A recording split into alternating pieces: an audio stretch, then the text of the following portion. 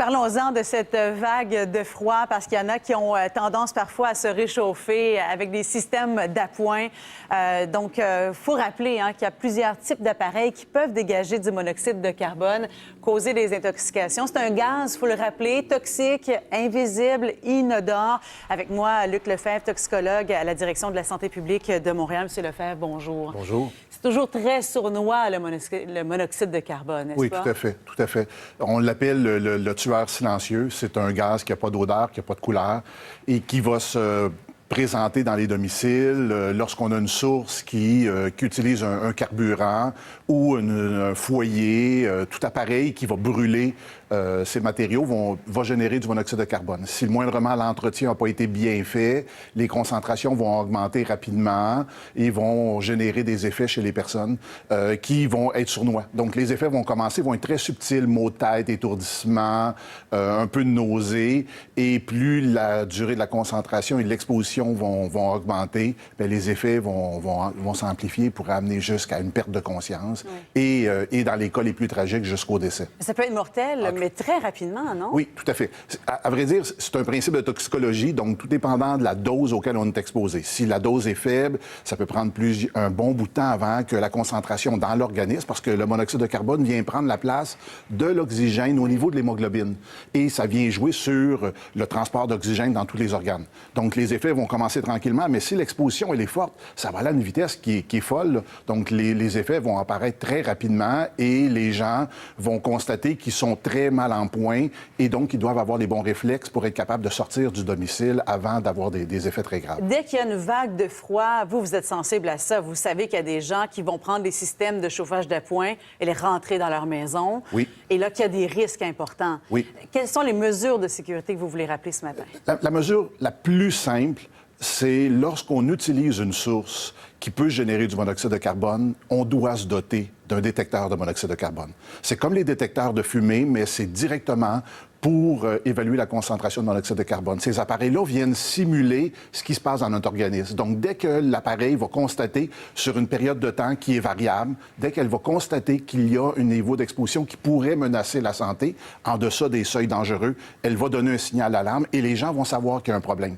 On doit avoir ça à la maison, ça coûte pas cher, c'est un moyen efficace parce qu'il n'y a pas vraiment d'autres moyens de le détecter. Comme je vous le disais, il n'y a pas d'odeur, il n'y a pas de couleur. Les gens vont souvent percevoir les premiers signes et symptômes en disant « j'ai une intoxication alimentaire qui débute » ou un début de grippe, un rhume. Donc, et ils n'associent pas directement l'effet à la substance. On comprend pas trop ce qu'on a. Exact. Donc, pour vous, là, c'est même pas une question. On doit avoir un détecteur dans ces moments-là. Oui, on doit avoir cet appareil-là. Ça coûte pas tellement cher, en bas d'une cinquantaine de dollars. On installe ça à la maison, ça fonctionne tout le temps et donc, il va vous donner une alarme, vous êtes certain.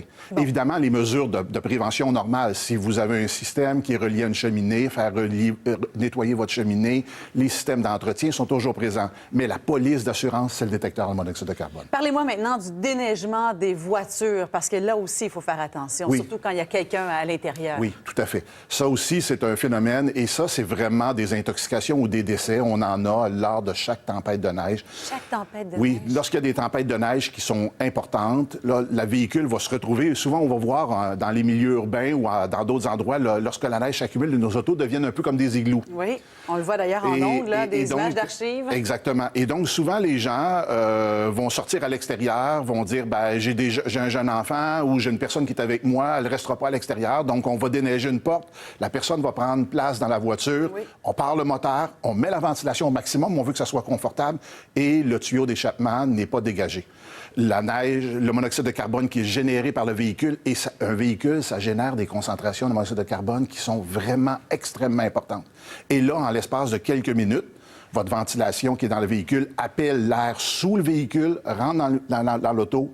Les concentrations sont extrêmement importantes et on va voir des personnes, là, dans plusieurs cas pathétiques là, où on a vu des intoxications et des décès à l'espace d'une dizaine de minutes, le temps qu'on déneige le véhicule. La personne a perdu conscience, est décédée et ça, on en a à chaque tempête de neige. Et ça, la recommandation... Faites l'inverse de la logique normale de dire on va partir. Ne partez jamais votre véhicule tant qu'il n'est pas déneigé. Asseyez-vous à l'intérieur si vous voulez, placez vos enfants dans le siège d'appoint de vos enfants à l'extérieur, mais ne partez pas le véhicule. Attendez que la voiture soit complètement déneigée et à ce moment-là, vous partez puis vous allez à l'endroit où vous voulez. Et dégager le tuyau d'échappement, ce serait pas une solution, ça? C'est une solution, mais c'est souvent pas totalement complet parce qu'on comprend que les systèmes d'échappement, c'est pas un système qui est totalement étanche. Donc, même s'il y a une bonne partie qui sort à l'arrière, bien, du moteur jusqu'à l'extrémité du véhicule arrière, bien, il y a du monoxyde de carbone qui s'accumule sous le véhicule. Donc, tout ça, lorsqu'on parle de ventilation, voilà. ça crée un appel d'air et puis ça se concentre directement dans l'habitacle. C'est un tout petit endroit. Les concentrations montent très vite et ça va à une vitesse folle. Donc, dans tous les cas qu'on a fait des évaluations, en l'espace de quelques minutes, les gens vont développer des effets. Si on n'est pas attentif, on constate qu'effectivement, la personne a perdu conscience et dans plusieurs cas, il y a des décès. Donc, on change nos habitudes complètement. Oui. On déneige la voiture, on démarre le moteur par la suite. Exact. Luc Lefebvre, merci beaucoup d'avoir été là ce matin. Ça me fait plaisir. Merci bien.